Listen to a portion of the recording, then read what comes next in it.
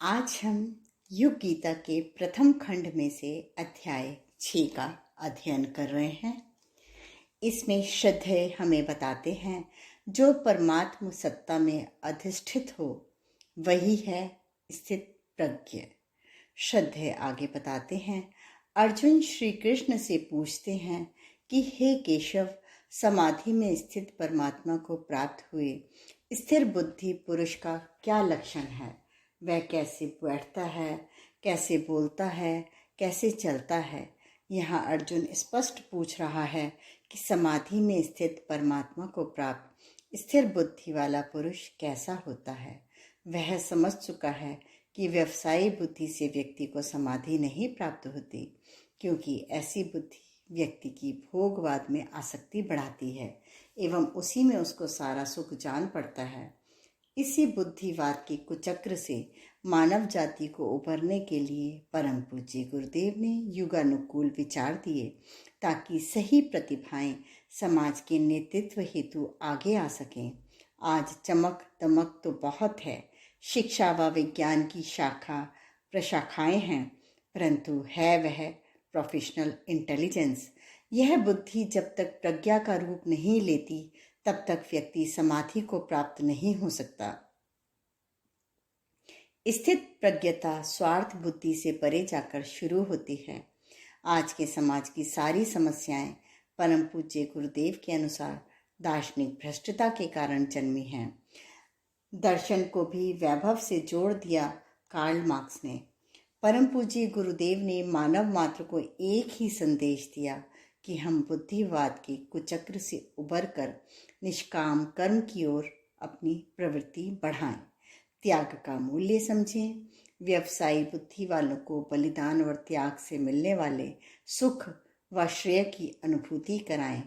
उपनिषद का एक वाक्य है जिसे पूज्यवर अक्सर उद्धृत करते थे, त्यागे नैके अमृतत्व मानशुः। त्याग से ही अमृत तत्व की प्राप्ति होती है। त्याग का मर्म, देने का आनंद बुद्धिवादी कैसे समझ सकता है? इसी बात को भगवान पहले 92वें श्लोक में कह चुके हैं, 52वें श्लोक में कह चुके हैं एवं अब 55वें श्लोक में कह रहे हैं। पहले वे कह चुके हैं कि जिस काल में तेरी बुद्धि मोह रूप दलदल से भली भांति पार कर जाएगी, उसी समय तुझमें भी भोगों से वैराग्य प्राप्त हो जाएगा। अब वे कह रहे हैं कि अर्जुन, हे अर्जुन, जिस काल में यह पुरुष मन में स्थित संपूर्ण कामनाओं को भली भांति त्याग देता है और आत्मा से आत्मा में ही संतुष्ट रहता है, उस काल में वह स्थिति प्रज्ञ कहलाता है। बार बार श्री कृष्ण भगवान एक ही बात कह रहे हैं, कामनाओं को त्याग कर मोह से उबर कर ही शिष्य गुरु में शाश्वत संबंध स्थापित हो सकते हैं एवं महामानव बनने का द्वार खुल सकता है। भव रोग वैद्यक है गुरु। यदि हम चाहते हैं कि हमारा भटकाव रुके, हमारी बुद्धि परमात्मा में प्रतिष्ठित हो, तो हमारे अंदर पवित्रता का परिमाण बढ़ता चला जाएगा। ज्यों ज्यों हम त्याग के मार्ग पर बढ़ेंगे, वैसे वैसे हमारी बुद्धि प्रज्ञा परमात्मा में स्थित प्रज्ञा अर्थात स्थित प्रज्ञ हम बनते चले जाएंगे। यह भगवान यहाँ समझाने का प्रयास कर रहे हैं। योग दर्शन में कहा गया है, तस्य प्रज्ञा ऋतम भरा, अर्थात ऋत परम सत्य को प्राप्त परमात्मा में प्रतिष्ठित वह बुद्धि ऋतंभरा प्रज्ञा कहलाती है। अर्जुन यह जान रहा है कि गुरु के रूप में भगवान उसे भटकाव से उबर कर आने की एवं उसके लिए अलौकिक संभावनाओं का द्वार खोलने की प्रक्रिया आरंभ कर चुके हैं। इसलिए वह पूछता है कि स्थित प्रज्ञ आखिर होता कैसा है, उसके लक्षण क्या होते हैं? कभी देखा नहीं, देखा तो समझा नहीं। उसके जीवन क्रम के बारे में उसे उत्सुकता है, इसीलिए उसने प्रश्न पूछा जिसका उत्तर भगवान दे रहे हैं। हमें उत्सुकता है, प्रधानमंत्री का जीवन क्रम कैसा होता है, उनका रूटीन क्या होता है। अभिनेताओं के विषय में युवा मनों में जानने की जिज्ञासा होती है। यह स्वाभाविक भी है, पर परमेश्वर का पार्षद कैसा होता है, जिसने अपना सब कुछ त्याग कर परम सुख की प्राप्ति कर ली हो व जिसका विचारणा भावना परमात्मा में प्रतिष्ठित हो, ऐसा व्यक्ति कैसा होता है, यह जानने की जिज्ञासा हमें भी होनी चाहिए। यदि हम स्थित प्रज्ञ को बहुत नज़दीक से जानना चाहते हैं तो हमें परम पूज्य गुरुदेव के जीवन के हर पहलू का, हर पक्ष का मार्मिक ढंग से अध्ययन करना चाहिए। परम पूज्य गुरुदेव ने जीवन के हर पक्ष पर न केवल लिखा, उसे स्वयं जिया भी है। वे जानते थे कि व्यक्ति के विचार ही उसे उठाते हैं। यही बात उन्होंने धूरी बनाकर प्रस्तुत की व विचार निर्माण की प्रक्रिया का अभ्यास करने हेतु सभी साधकों और शिष्यों को प्रेरणा दी। यही बुद्धि सही होगी। यदि बुद्धि सही होगी तो विचार सही होंगे। उसके निर्माण की प्रक्रिया हमें आती होगी तो हमें यह भी समझ में आ जाएगा कि कैसे योग को प्राप्त हुआ जा सकता है, परमात्मा से नित्य का संयोग कैसे हो सकता है। ध्यान धारणा से लेकर सभी योग परक उपचार एवं तप साधना ध्यान धारणा से लेकर सभी योग परक उपचार एवं तप साधनाएं व्यक्ति के विचारों को परिष्कृत करने के निमित्त ही तो हैं। यह बात उन्होंने हमें घूंटी की तरह पिलाई है। अखंड ज्योति 1961 में परम पूज्य गुरुदेव ने पृष्ठ 40 पर लिखा है, मुद्दतों से हम यह भी भूल गए हैं कि विचार भी कोई तत्व है और उसका भी मानव जीवन पर कोई प्रभाव पड़ता है। इस विस्मृति का एक ही कारण है कि हम जीवन निर्माण और जीवन के सामने उपस्थित ज्वलंत समस्याओं के बारे में ना कभी कुछ सोचते हैं, ना कहते हैं, ना पढ़ते और सुनते हैं। ऐसी चर्चा हमें वैसी ही निरर्थक लगती है जैसे भीलनी को रत्न राशि की कीमत एवं उपलब्धि की चर्चा। जो जिस विषय में अपरिचित है वह भला उसमें रस भी कैसे ले सकता है। मानव जीवन की सर्वोपरि शक्ति एवं संपत्ति उत्कृष्ट विचारणा के संबंध में जब हमें किसी से कुछ कहा बताया ही नहीं तो आखिर उसकी एक जानकारी होती भी कैसे। अस्तु हम विचार निर्माण के क्षेत्र में एक प्रकार से सूने अछूते ही हैं। यदि हम गुरुदेव की विचार क्रांति अभियान की प्रक्रिया को जानने का प्रयास करें तो वह इसी धुरी पर टिकी है। व्यक्ति मात्र को सोचने विचारने सद्बुद्धि का विकास कर जीवन जीने की कला सिखाना।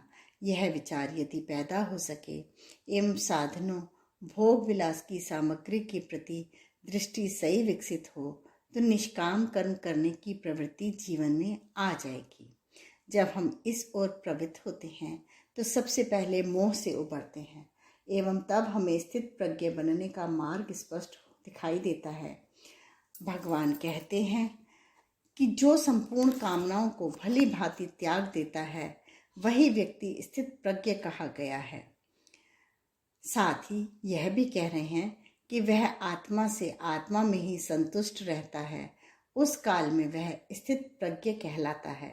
प्रजहाति यदा कामान सर्वान् पार्थ मनोगतान आत्मन्येवात्मना तुष्टः स्थित प्रज्ञस्त दोच्यते। यहाँ स्थित प्रज्ञ को इस श्लोक के अर्थ के परिप्रेक्ष्य में एवं अर्जुन की जिज्ञासा के संदर्भ में हमें समझने का प्रयास करना चाहिए। भगवान इससे पूर्व कह चुके हैं कि इस स्तर के महापुरुषों को तत्व से जानने का प्रयास करना चाहिए। अर्जुन पूछ रहा है कि वह होता कैसा है, उसके लक्षण क्या होते हैं, वह बोलता कैसे है, बैठता कैसे है, वह चलता कैसे है। सामान्यतः ऐसा लगता है कि कैसा मूढ़ की तरह प्रश्न यह पूछा जा रहा है। क्या बहिरंग द्वारा समझा जाए कि स्थित प्रज्ञ कैसा होता है? श्री कृष्ण पहले ही कह चुके हैं, यो माम वेत्ति तत्वतः, जो मुझे तत्व से जान लेता है वह मेरा मर्म जान लेता है। अतः वह सुन जानकर भी योगी अर्जुन की जिज्ञासा समझने योग्य है। दैनंदिन जीवन में स्थित प्रज्ञ पुरुष होता कैसा है, उसे पहचाने कैसे? जो स्थूल इंद्रियों से चर्म चक्षुओं से समझा देखा जा सकता है वह यही कि बोलचाल कैसी है, चलते हैं तो गरिमापूर्ण ढंग से या हल्के फुल्के व्यक्ति की तरह। बहिरंग की हलचल अंदर की मना स्थिति को दर्शाती है, अतः अर्जुन का इस तरह पूछना स्वाभाविक है। किसी भी कार्यकर्ता लोकनायक का स्तर इतने बहिरंग के स्वरूप से ही जाना समझा जा सकता है। वाणी तो बाद में कार्य करती है। पूज्यवर ने भी लोक सेवियों की आचार संहिता में पहले बहिरंग के इन अनुशासनों को साधने की बात कही है। उत्तर बड़ा विलक्षण है भगवान श्री कृष्ण का। वे कहते हैं, स्थित प्रज्ञता तब आ जाती है जब मनुष्य अपनी समस्त कामनाओं को पूरी तरह त्याग देता है, आत्मा से आत्मा में ही संतुष्ट रहता है। कामनाओं से उबरकर आत्मा के सुख में विचरण करने वाला व्यक्ति स्थित प्रज्ञ है। वह भी तब जब तक कि वह यही मना स्थिति अपनी बनाए रखता है। वासुदेव श्री कृष्ण ने प्रारंभ से ही यही किया है, व अंत भी 71वें श्लोक में यही करते हैं। विहाय कामान्य सर्वाना पुमांश्चरति निःस्पृह निर्ममो निरअहंकारा स शांति मधि गच्छति।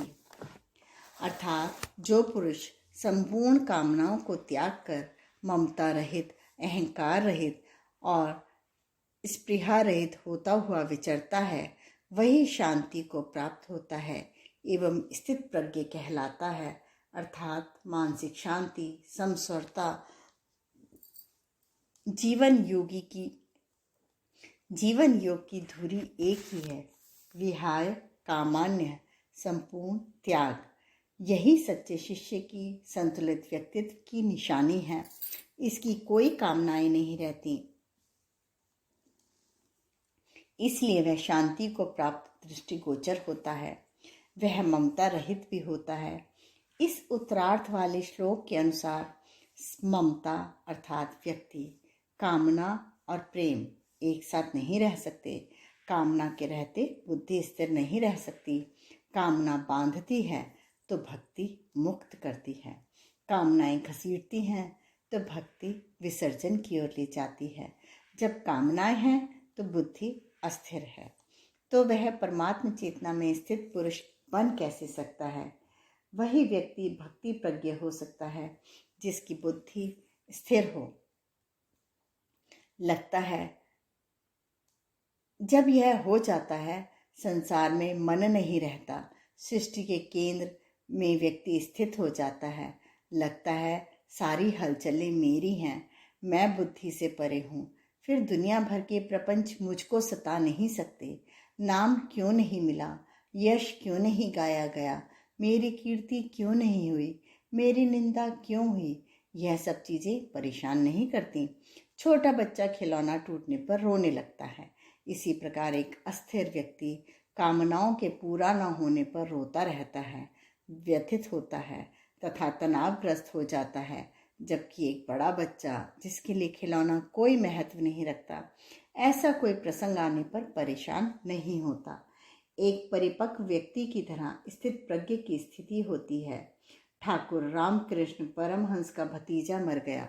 समाचार आया तो उनकी प्रतिक्रिया थी कि ऐसा लग रहा है जैसे तकिए में से किसी ने खोल निकाल दिया हो। बहुत सामान्य सी बात में ठाकुर जैसे स्थिति प्रज्ञ ने इस हृदय विदारक घटना को उड़ा दिया। ऐसी स्थिति बनती है जब हम कामनाओं से मुक्त होकर आत्मा में स्थित हो जाते हैं। अगले श्लोक में भगवान कहते हैं, दुखेषु निद्विग्न मनः सुखेषु विगत स्पृह वीतराग भय क्रोधा स्थित धीर मुनिरुच्यते। अर्थात दुखों की प्राप्ति होने पर जिसके मन में उद्वेग नहीं होता, सुखों की प्राप्ति में जो सर्वथा निष्प्रिय है तथा जिसके राग भय क्रोध नष्ट हो गए हैं, ऐसा मुनि स्थिर बुद्धि कहा जाता है। दुखों के कारण तो कई आते हैं, पर उन्हें स्थित प्रज्ञ सहन कर लेता है, उद्विग्न नहीं होता, उसे सुख की कामना भी नहीं होती। सुख पाने की आकांक्षा में वह उद्विग्न में नहीं होता, वह वीतराग हो जाता है।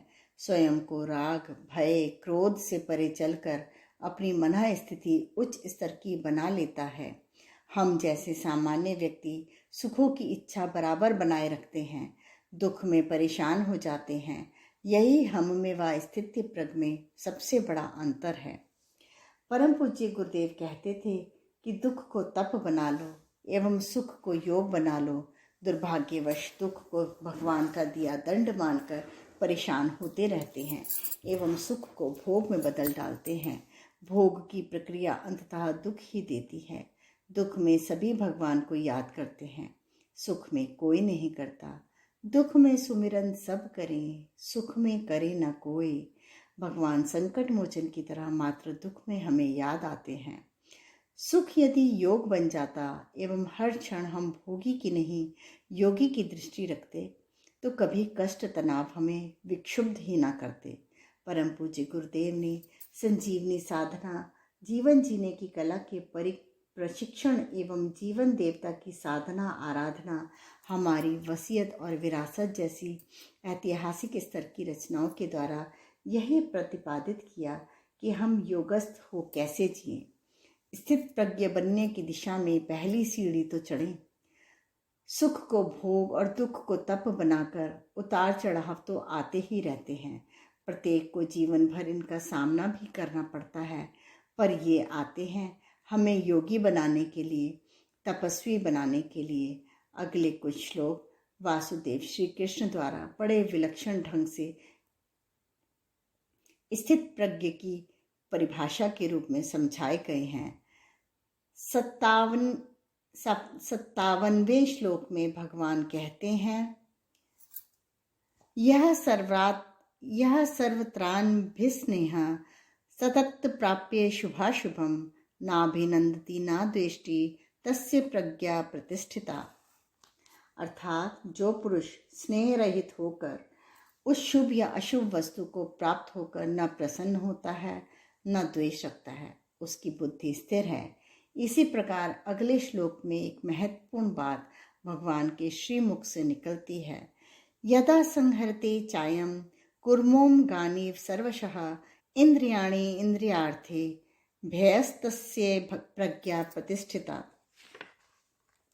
अर्थात कछुआ सब ओर से अपने अंगों को जैसे समेट लेता है, वैसे ही जब यह पुरुष इंद्रियों के विषयों से इंद्रियों को सब प्रकार से हटा लेता है, तब उसकी बुद्धि स्थिर है, ऐसा समझना चाहिए।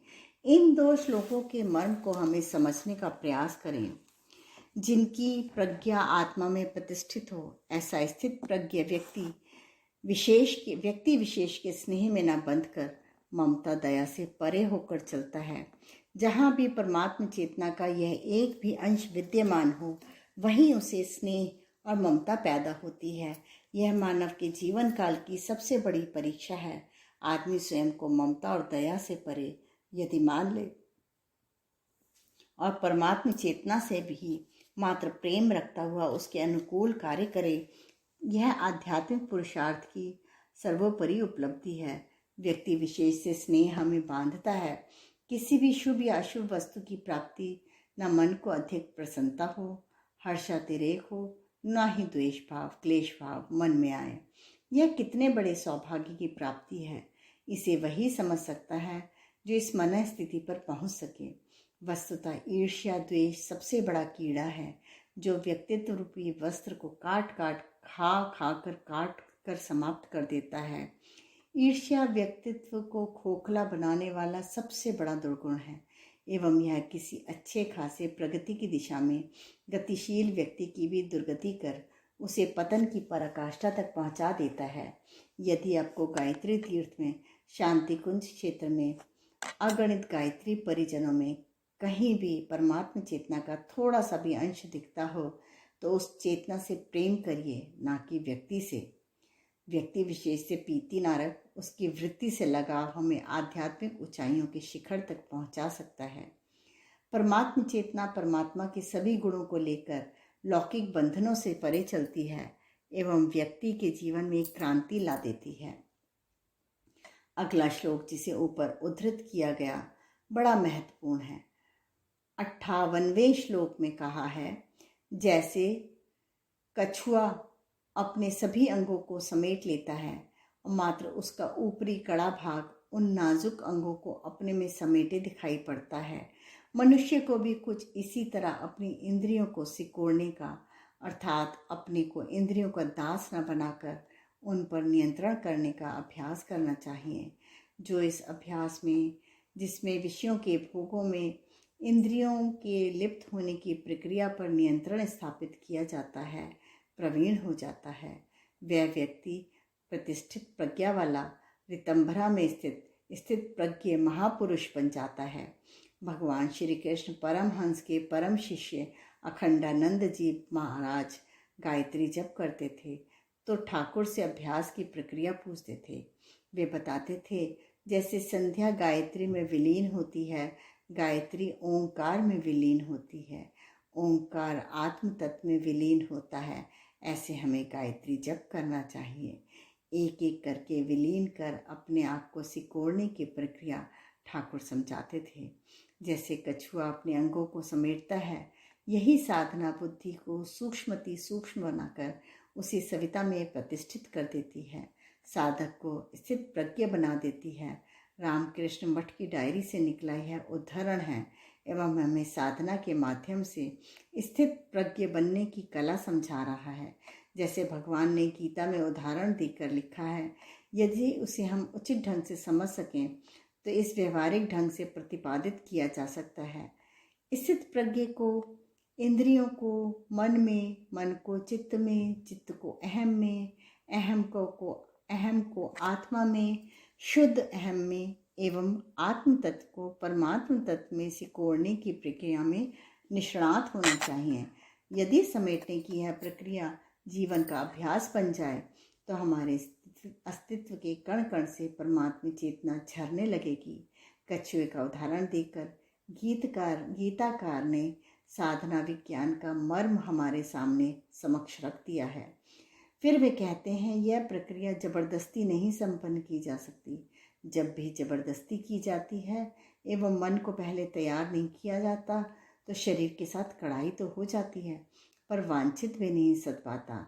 हो सकता है हम बड़े त्यागी हों, तपस्वी हों, अस्वाद व्रत साधते हों, नमक शक्कर में से कोई एक या दोनों ही ना खाते हों, पर मन से स्वाद ना निकाला तो हम स्वाद से परे नहीं जा सकते। स्वादेंद्रियों को सिकोड़ना अनिवार्य है मन से। इंद्रियों से स्वाद निकाल दिया तो क्या फायदा? मन से स्वाद निकालना जरूरी है। नमक नहीं खाते तो बहुत अच्छा है, हम कई बीमारियों से बचे रहेंगे, ब्लड प्रेशर ऊंचा नहीं होगा, गुर्दे ठीक काम करेंगे, शरीर में सूजन नहीं आएगी। शक्कर नहीं खाते हैं तो भी कई बीमारियों से बच जाएंगे, पर बैठे हैं मिठाई के सामने, मन ही मन स्वाद ले रहे हैं, वाह कहे जा रहे हैं कि क्या करें, कंट्रोल कर रखा है, नहीं तो अवश्य आनंद लेते। तो फिर यह तप नहीं है, न योग है। हमारा नियंत्रण इंद्रियों पर हो, इसके लिए हमें मन पर जाना होगा, मन से चित्त पर, जहाँ आदतों का, चिर संचित संस्कारों का जखीरा है। चित्त से अहम पर, फिर शुद्ध अहम में स्वयं को प्रतिष्ठित करना होगा। यही आशय है इंद्रियों के विषयों से इंद्रियों को हटाकर प्रज्ञा में प्रतिष्ठित होने का। बाहर के इंद्रिय रस से मन को हटाकर हम रसौ वै सह वाले परमात्मा के रस से जोड़ दें। परमात्मा रस ही रस का पर्याय है। बड़ा ही विलक्षण आनंद से भरी अनुभूति का क्षेत्र है ये। इस अनुभूति के बाद सारी इंद्रियों के रसों से विरक्ति हो जाती है। तब न मन कामुक होता है, न कभी स्वादिष्ट खाने का मन करता है, न आँखें गलत चीज़ देखने को मचलती हैं, न भांति भांति की तलबें उठती हैं जो हमारी इंद्रियों को खोखला बनाने का मार्ग बनाती हैं। मात्र इंद्रियों द्वारा विषयों को ग्रहण न करने वाले पुरुषों के केवल विषय तो निवृत्त हो जाते हैं, परंतु उनमें रहने वाली आसक्ति से वे निवृत्त नहीं हो पाते। स्थित प्रज्ञ पुरुष की तो आसक्ति ही, उसमें रहने वाली स्थित प्रज्ञ पुरुष की तो आसक्ति से भी निवृत्ति हो जाती है, क्योंकि वह परमात्म सत्ता में अधिष्ठित हो जाता है। आज के स्वाध्याय का क्रम यहीं समाप्त होता है। धन्यवाद।